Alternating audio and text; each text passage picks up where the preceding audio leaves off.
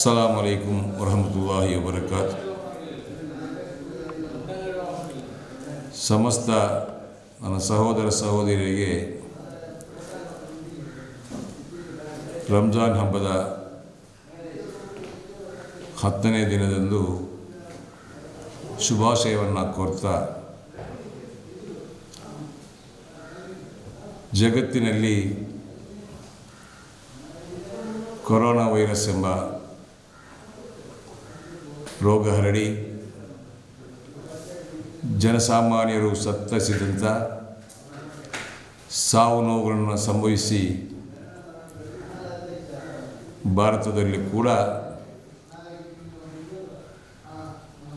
ದೊಡ್ಡ ಸಂಖ್ಯೆಯಲ್ಲಿ ಸಾವು ನೋವುಗಳು ಸಂಭವಿಸದಿದ್ದರೂ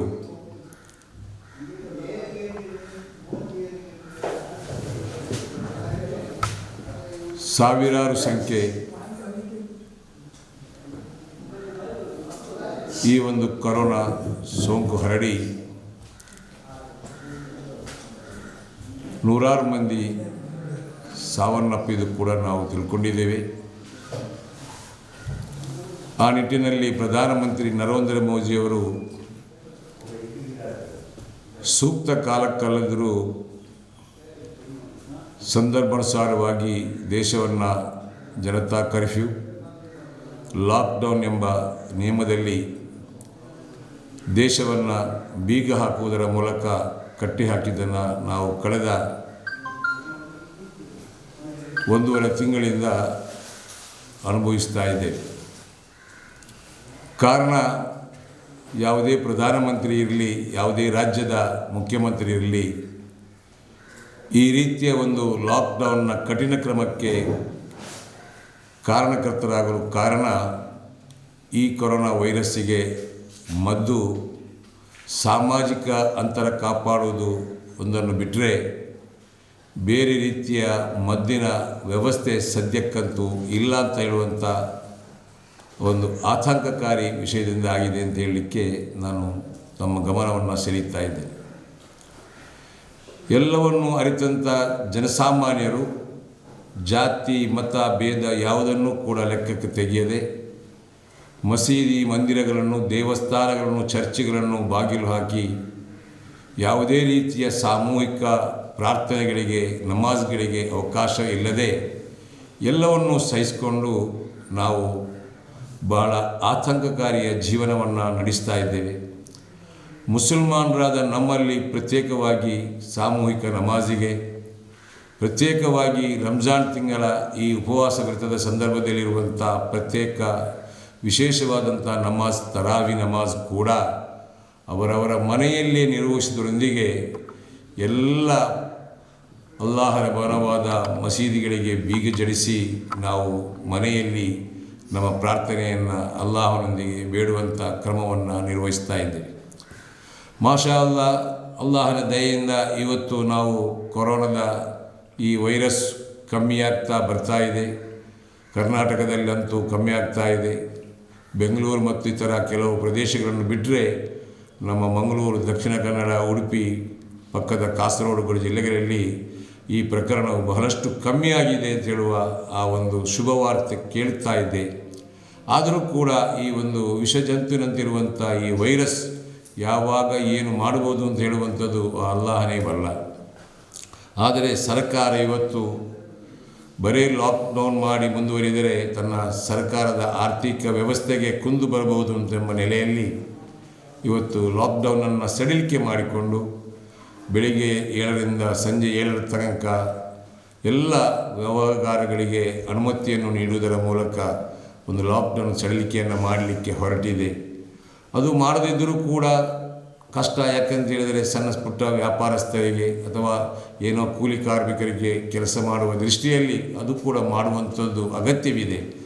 ಆದರೆ ಇಲ್ಲಿ ಏನಾಗಿದೆ ಅಂತ ಹೇಳಿದರೆ, ನಮಗೆ ಪವಿತ್ರ ರಂಜಾನ್, ನಮ್ಮ ಪವಿತ್ರ ನಮಾಜ್ಗಳು ಬೀಗ ಜಡಿದ ಮಸೀದಿಯಲ್ಲಿ ಇಲ್ಲದೆ ನಾವು ಮನೆಯಲ್ಲಿ ಮಾಡುವಂಥ ಒಂದು ಕ್ಲಿಷ್ಟಕರ ಸಂದರ್ಭದಲ್ಲಿರುವಾಗ ಈ ನಮ್ಮ ರಂಜಾನ್ ಮುಗಿದ ಕೊನೆಯ ದಿವಸ ನಾವು ಈದ್ ಉಲ್ ಫಿತರ್ ಹಬ್ಬವನ್ನು ಆಚರಿಸ್ತೇವೆ. ಒಂದು ವೇಳೆ ನಾವು ನಮಾಜ್ ಅಥವಾ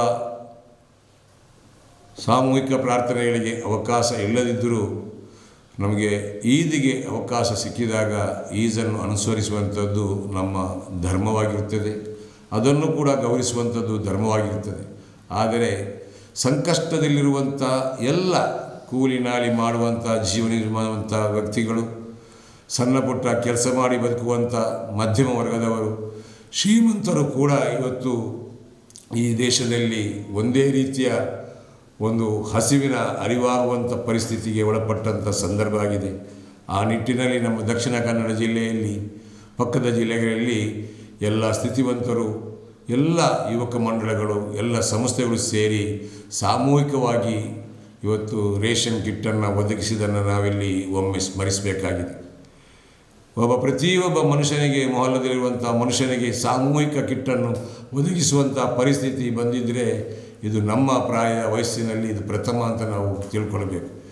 ಇಂಥ ಒಂದು ಕಷ್ಟದ ಸಂದಿಗ್ಧ ಪರಿಸ್ಥಿತಿಯಲ್ಲಿ ಇದ್ದರೆ ನಾವು ಹಬ್ಬವನ್ನು ಆಚರಿಸುವಾಗ ಕೂಡ ಸ್ವಲ್ಪ ಆಲೋಚನೆಯನ್ನು ಮಾಡಬೇಕು. ಹಬ್ಬ ಆಚರಣೆ ಮಾಡುವಂಥದ್ದು ನಮ್ಮ ಧರ್ಮವಾಗಿದೆ. ಹೊಸ ಬಟ್ಟೆ ಹಾಕುವಂಥದ್ದು ಅದು ಸುನ್ನತ್ತಿನಲ್ಲಿ ಇರುವಂಥ ವಿಚಾರ. ಸ್ಥಿತಿವಂತರು ಇವತ್ತು ಬಟ್ಟೆಯನ್ನು ಖರೀದಿ ಮಾಡುವಾಗ ಸ್ಥಿತಿವಂತರಲ್ಲದವರು, ಮಧ್ಯಮ ವರ್ಗದವರು ಇದನ್ನು ನೋಡಿಕೊಂಡು ತಮ್ಮ ಖೇದ ಬೇಸರವನ್ನು ಕಾಣುವಂಥ ಸ್ಥಿತಿ ನಮ್ಮ ಕಣ್ಣ ಮುಂದೆ ಕಾಣಬಹುದು. ಪ್ರವಾದಿ ಸಲ್ಲಲ್ಲಾಹು ಅಲೈಹಿ ವಸಲ್ಲಂ ತಗಳವರ ಒಂದು ಮಾತಿದೆ, ನೀನು ನಿನ್ನ ಮನೆಗೆ ವಿಶೇಷವಾದ ಏನಾದರೂ ಆಹಾರ ಪದಾರ್ಥ ಕೊಂಡೋಗುವಾಗ ಇನ್ನೊಂದು ಮನೆಯವರಿಗೆ ಕಾಣದ ಹಾಗೆ ನೀನು ಕೊಂಡು ಹೋಗಬೇಕು. ಕಾರಣ ಪಕ್ಕದ ಮನೆಯಲ್ಲಿ ಅಂಥ ವಸ್ತುವನ್ನು ಖರೀದಿ ಮಾಡಲಿಕ್ಕೆ ಅಸಾಧ್ಯವಾಗಿ ಅವರು ಹಸಿವಿನಿಂದ ಇರಲಿಕ್ಕೂ ಸಾಧ್ಯತೆ ಇದೆ. ಆ ರೀತಿ ಪಾಠ ಕಲಿಸಿದಂಥ ಪ್ರವಾದಿಯವರ ಚರ್ಯೆಯನ್ನು ಅರಿತಂಥ ನಾವು ಈ ಒಂದು ಸಂದರ್ಭದಲ್ಲಿ ಪಟ್ಟಂಥ ಕಷ್ಟ ಕಾರ್ಪಣ್ಯಗಳನ್ನು ಮರೆತು ಏಕಾಗಿಯಾಗಿ ನಾವು ಬಟ್ಟೆ ಅಂಗಡಿಗಳಿಗೆ, ಫ್ಯಾನ್ಸಿ ಶಾಪ್ಗಳಿಗೆ ನುಗ್ಗಿಕೊಂಡು ನಮ್ಮ ಮಹಿಳೆಯರು ಆ ಒಂದು ಹಬ್ಬದ ಆಚರಣೆಗಾಗಿ ತಯಾರಿ ಮಾಡುವಂಥದ್ದು ಇದು ಖಂಡಿತವಾಗಿಯೂ ಅಲ್ಲಾಹನು ಮೆಚ್ಚಲಾರ. ಪ್ರವಾದಿ ಸಲ್ಲಲ್ಲಾಹು ಅಲೈಹಿ ವಸಲ್ಲಂ ತಗಳರವರು ಹೇಳಿದ ಮಾತಿಗೆ ಅದು ವಿರುದ್ಧವಾಗಿರಬಹುದು.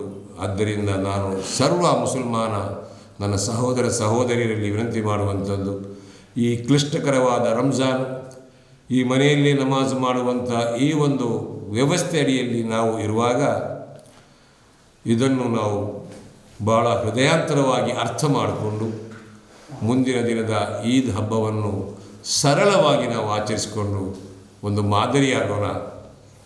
ನಾವು ಖರ್ಚಿಗಿಟ್ಟಂಥ, ಬಟ್ಟೆ ಖರೀದಿಗಿಟ್ಟಂಥ ಮೊತ್ತವನ್ನು ಸಾರ್ವಜನಿಕರಿಗೆ ಆಗುವಂಥ ಸದುಪಯೋಗದ ಕೆಲಸಗಳನ್ನು ಮಾಡಲಿಕ್ಕೆ ಅಲ್ಲಾಹನು ಒದಗಿಸಲಿ ಅಂತೇಳಿ ಪ್ರಾರ್ಥನೆ ಮಾಡುತ್ತಾ ಒಂದು ಕರೆಯನ್ನು ಕೊಡಲಿಕ್ಕೆ ಇಚ್ಛೆಪಡ್ತಾ ಇದ್ದೇನೆ. ನಮ್ಮ ಉಳ್ಳಾಳ ಪರಿಸರದಲ್ಲಿ ಸಾಕಷ್ಟು ಜನ ಇವತ್ತು ಕಿಡ್ನಿ ವೈಫಲ್ಯದಿಂದ ಡಯಾಲಿಸಿಸ್ ಎಂಬಂಥ ಒಂದು ರೋಗವನ್ನು, ಆ ಚಿಕಿತ್ಸೆಯನ್ನು ಮಾಡ್ತಾ ಇದ್ದಾರೆ. ಅದು ಬಡವರು, ಶ್ರೀಮಂತರು, ಮಧ್ಯಮ ವರ್ಗದವರು ಎಂಬ ಒಂದು ಭೇದ ಇಲ್ಲದೆ ಎಲ್ಲರನ್ನು ಕಾಡುವಂಥ ಒಂದು ರೋಗ. ಉಳ್ಳಾಲದಲ್ಲಿ ಆ ಒಂದು ವ್ಯವಸ್ಥೆ ನಾವು ಇವತ್ತು ಕಾಣ್ತಾ ಇಲ್ಲ. ಉಳ್ಳಾಲ ಸರ್ಕಾರಿ ಆಸ್ಪತ್ರೆಯಲ್ಲಿ ಆಗಲಿ ಅಥವಾ ಒಂದು ಕೇಂದ್ರವನ್ನು ತೆರೆದೇ ಆಗಲಿ ಒಂದು ಡಯಾಲಿಸಿಸ್ ಸೆಂಟರನ್ನು ಮಾಡಲಿಕ್ಕೆ, ತಾವುಗಳು ಹೊಸ ಬಟ್ಟೆಗೆ ಖರೀದಿ ಮಾಡಲಿಕ್ಕೆ, ಫ್ಯಾನ್ಸಿ ಖರೀದಿ ಮಾಡಲಿಕ್ಕೆ ಇಟ್ಟಂಥ ಈ ಮೊಬಲಗಳನ್ನು ನೀಡಿ ಸಹಕರಿಸಬೇಕು ಅಂತ ಕೇಳಿಕೊಂಡು ಮಗದೊಮ್ಮೆ ಈ ಬಾರಿಯ ಈದನ್ನು ಸರಳವಾಗಿ ಆಚರಿಸಿ ನಮ್ಮೆಲ್ಲ ಮಂಗಳೂರು ಖಾಜಿಯವರು, ಉಡುಪಿ ಖಾಜಿಯವರು ಹೇಳಿದ ಹಾಗೆ ಈ ಲಾಕ್ಡೌನನ್ನು ಸರ್ಕಾರ ಸಡಿಲಿಕೆ ಮಾಡಿದರೂ ಕೂಡ ನಾವು ಈ ಸಡಿಲಿಕೆಯನ್ನು ಸದುಪಯೋಗ ಪಡೆಯದೆ ಈ ಕೊರೋನಾ ವೈರಸ್ ಮುಗಿಯುವವರೆಗೆ ನಾವಾಗಿಯೇ ಒಂದು ಲಾಕ್ಡೌನನ್ನು ಮುಂದುವರಿಸಬೇಕು ಅಂತ ಕೇಳಿ ನಾನು ತಮ್ಮಲ್ಲಿ ವಿನಂತಿ ಮಾಡುತ್ತಾ ಮಗದೊಮ್ಮೆ ಅಲ್ಲಾಹನು ನಮಗೆಲ್ಲರಿಗೂ ಈ ಕರೋನಾ ವೈರಸ್ಸಿನಿಂದ ಅತಿ ಶೀಘ್ರ ವಿಮುಕ್ತಿಯನ್ನು ಕೊಟ್ಟು ಎಲ್ಲರನ್ನೂ ಉತ್ತಮವಾಗಿ ಇರಿಸಲಿಕ್ಕೆ ಅಲ್ಲಾಹು ಅನುಗ್ರಹಿಸಲಿ ಅಂತೇಳಿ ನನ್ನ ಮಾತನ್ನು ಮುಗಿಸ್ತೇನೆ. ಅಸ್ಸಲಾಮು ಅಲೈಕುಂ ವರಹಮತುಲ್ಲಾಹಿ ವಬರಕಾತು.